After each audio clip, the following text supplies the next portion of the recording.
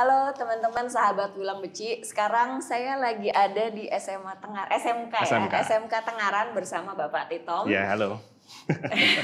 Kita udah episode 6 nih, Pak. Oh, iya. Jadi ini kita pertama kali keluar dari area Wilang Beci untuk langsung ketemu sama Pak Titom khusus, Pak, spesial. Oke. Jadi saya mau kenalan dulu nih sama Pak Titom. Gimana sih sejarahnya bisa sampai ada untuk mendampingi dari 3D ini, Pak? Oke. Kalau di SMK Tengaran ini kita awalnya dulu dari 4 tahun yang lalu itu ada kelas industri karir anak dulu awalnya. Awalnya Karir anak dari karir anak yang angkatan pertama itu dulu memang belum ada 3D. Kita ada beberapa peminatan, ada ilustrasi, kemudian musik digital, ada juga presentasi. Nah, itu kemudian di tahun kedua ada pengurangan nih yang musik digital itu nggak ada. Kemudian di tahun ketiga kita mulai kenal 3D.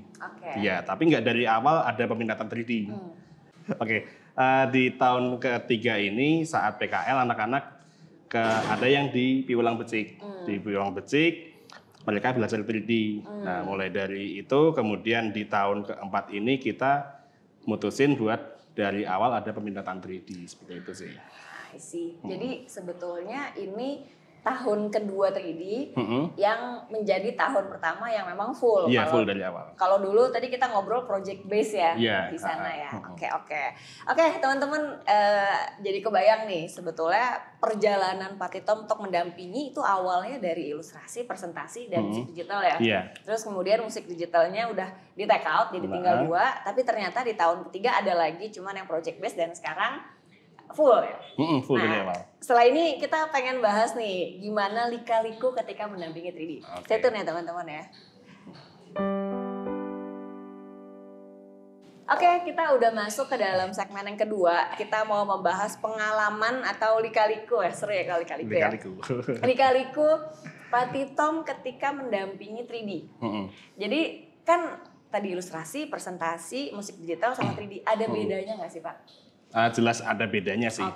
Di tahun keempat ini kita milih dari awal 3D. Sebenarnya ini keputusan yang nekat kalau kita bilang. Nekat. Karena kan kalau buat 3D itu pertama yang kita belum ada yaitu alat. Untuk alat di 3D kan speknya lebih nih dari yang lain. Dari yang ilustrasi, presentasi, musik digital itu yang paling tinggi speknya untuk peralatan kita di 3D. Nah, sedangkan untuk di sekolah kami sendiri itu spek untuk komputer, untuk peralatan yang bisa buat 3D itu masih terbatas. Terbatas banget. Sehingga di tahun keempat ini kita awal ada 3D, kita mutusin ada 3D itu kuotanya dibatasin. Jadinya nggak semua anak bisa milih masuk ke 3D, tapi kita batasin cuma 10 kuotanya. Gitu. Karena berkaitan dengan alat itu tadi sih sebenarnya. Ini kan tantangan alat ya, teknis ya. Ada nggak tantangan non teknisnya yang berbeda? Kalau non teknis lebih ke sebenarnya banyak anak yang minat di 3D. Sekarang kan demand-nya banyak nih 3D. Pada kebayang misalnya film-film, kartun-kartun gitu kan banyak 3D-nya. Kemudian permintaan kayak di NFT gitu kan kita lihat di marketplace banyak yang minta 3D juga. Nah, untuk itu sih sebenarnya banyak anak yang minat, cuman kita kendala di alat aja sebenarnya. Oke. Nggak bisa 1/2 gitu ya Pak? Iya, nggak bisa kan, nggak optimal nanti jadinya. Iya benar. Kan kalau tadi kita ngomongin soal bedanya, nah sebetulnya ada nggak sih yang sama gitu ya, entah value atau adab atau apa nih hal-hal yang non teknis lah ya, non teknis yang sama, yang ternyata sekarang tuh ada perkembangan ya gitu. Ada nggak sih Pak? Ada sih, kalau di program kita kan yang pertama memang bukan teknis. Sebenarnya di pertama kita ada gimana anak-anak mindset itu, kalau itu sih mirip sih dari program sebelum ada 3D, kemudian ada 3D karena kita di komunitas yang sama juga, jadi untuk treatment di awalnya semuanya hampir sama menurutku. Terus menuju ke teknisnya baru yang beda. Jadi mindsetnya terus adabnya itu sama, cuman prakteknya konteksnya bisa beda-beda gitu bener, ya Pak. Bener. Oke. Nah ini support dari sekolah gitu ya sebagai pendamping tuh kayak gimana Pak?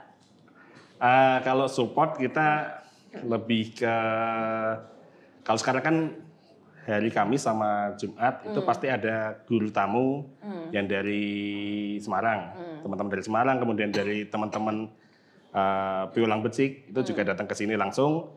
Itu salah satu supportnya sih kalau kita bisa datengin karena kita jaraknya juga nggak terlalu jauh, jadi kita bisa nempel istilahnya gitu. Okay. Jadi lebih ke support pendampingan dari sekolah karena jaraknya nggak terlalu jauh dari lokasi ya. Keuntungan kita itu sih. Ya, siap. Oke. Nah, kita udah di segmen yang kedua. Setelah ini kita akan masuk ke segmen ketiga. Kita pengen ngulik nih tentang Patitom sendiri sebagai pendamping. Stay tune ya teman-teman.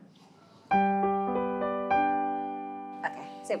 Oke, kita masuk ke segmen terakhir nih, ngomongin langsung ke pengalaman Patitom pribadi sebagai pendamping. Jadi kan kalau di konsepnya JRU, Piulang Beci maupun Karir Anak itu kan kita ngomongin pendampingan. Nah sebetulnya sebagai seorang pendamping, pengalamannya Patitom tuh gimana sih selama ini? Oke, kalau aku sebagai pendamping, dulu awal banget sebelum mulai jadi pendamping nih, kita benar-benar belajar magang itu di Rumah Sasongko di Semarang. Itu kita selama 1 bulan. Dulu awal banget, sebagai guru magang. Temanya dulu memang guru sebagai pendamping di awal. Jadi kita belajar dari nol sih, sebenarnya dari nol. Kita yang sekarang udah jadi guru itu yang ngenalin lagi, soalnya nanti bakal nggak cuma jadi guru, tapi jadi pendamping juga.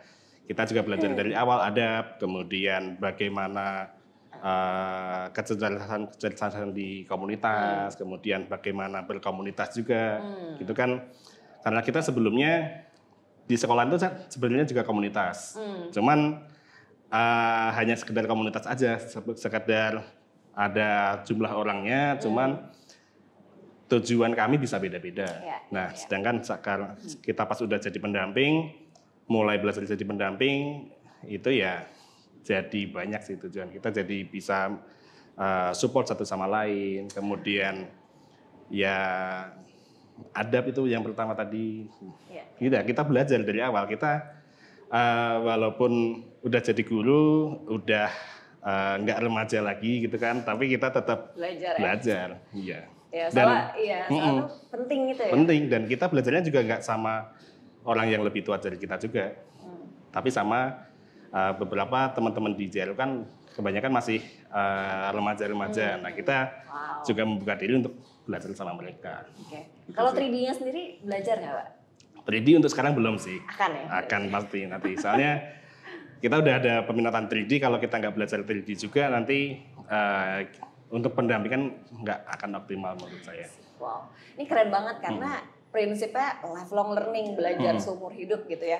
Sebetulnya tuh apa sih Pak yang membedakan ketika Bapak ngajar di sekolah gitu dan ketika menjadi pendamping? Karena ketika jadi pendamping kan ngelihatnya setelah sekolah juga harus ngedampingin gitu dan ngomongin soal mimpi, ngomongin soal enterprise, jadi school enterprise nih keren banget gitu. Nah itu tuh apa sih yang membedakan gitu refleksinya kalau dari Patitom sendiri? Kalau yang membedakan sih sebelumnya cuma jadi guru itu nggak begitu dekat sama siswa ya. Kita jadi ada jarak nih antara siswa sama guru. Sedangkan kita setelah menjadi pendamping ya benar-benar karena mendampingin kita ya jejeran gitu, pernah dampingin. Gimana kalau dari Patitom sendiri refleksinya? Oh ternyata saya nih selama ini apa? Ketika menjadi pendamping ternyata yang kurang tuh apa? Tuh ternyata saya tuh punya ini loh gitu. Sih Pak? Kayak refleksinya gitu. Kalau ke aku sendiri banyak sih yang setelah jadi pendamping banyak yang bisa aku gali dari diri aku sendiri. Misalnya belajar bisa sama siapapun, terutama itu sama teman-teman yang kita dampingin pun kita juga belajar dari mereka juga. Sebelumnya kalau jadi guru itu kayak aku yang ngajarin mereka belajar dari aku gitu. Setelah jadi pendamping lebih ke saling belajar bareng sih. Saling belajar ya. Wow. Kalau ngelihat perkembangan anak-anaknya sendiri gitu, gimana sih Pak Titom? Berarti udah ngedampingin berapa anak nih Pak? Aku untuk sekarang di tempatku ada 3 alumni karir anak sama 1 yang masih magang. Jadi total 4 ya. 4 orang. Nah, ngelihatnya gimana perkembangan dari anak ini sebelum ikutan gitu, sebelum terpapar magang atau ikutan dari peluang berjenjang 3D segala macam sampai sekarang nih udah berapa lama Pak? Berarti setahun ada ya? Setahun ya, kurang lebih setahun sih. Setahun terakhir gimana tuh Pak perkembangan anak? Iya, kalau aku ngelihat sebelum mereka join itu memang ya kurang punya tujuan sih mereka awalnya. Terus mereka join ke sini, jadi mereka punya harapan, oh aku tahu ke depan aku bakal kayak gimana. Terus mereka juga kan ada bikin kayak roadmap gitu. Terus nanti setahun ke depan, 2 tahun ke depan, terus ke depannya lagi kayak gimana itu mereka sudah bisa bayangin sih. Wow. Jadi lebih punya target gitu ya, target menengah, target panjang gitu ya, perkembangannya. Wah keren banget nih, kita udah selesai setelah segmen ketiga. Cuman pengen segmen bonus nih, kalau misalkan Pak Titom ada hal-hal yang mau disampaikan mungkin pada yang nonton gitu ya, atau terserah untuk anak-anak yang ada di sini atau di mana, silakan Pak, pesan-pesan penutup lah ya segmen terakhir ini. Oke, pesanku sih kalau aku ada 2 nih untuk yang teman-teman guru. Teman-teman guru jangan terpatok kalian harus belajar dari siapa. Kita bisa belajar saling berguru sama siapapun. Bahkan dari anak-anak didik kita, murid. Itu. Nah, setelah jadi pendamping, aku ngalamin jadi pendamping, itu juga aku banyak belajar dari anak-anak dampinganku. Seperti itu. Nah, itu pun aku juga terapin ke sebagai guru.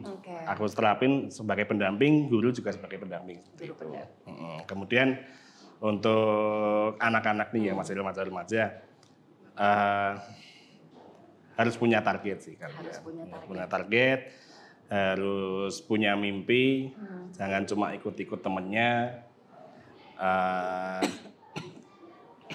Sekarang kan kita udah jelas nih ada beberapa pilihan untuk masa depan kita. Nah kita tinggal pilih, kita udah ada jalannya, tinggal kita jalanin, kita manut,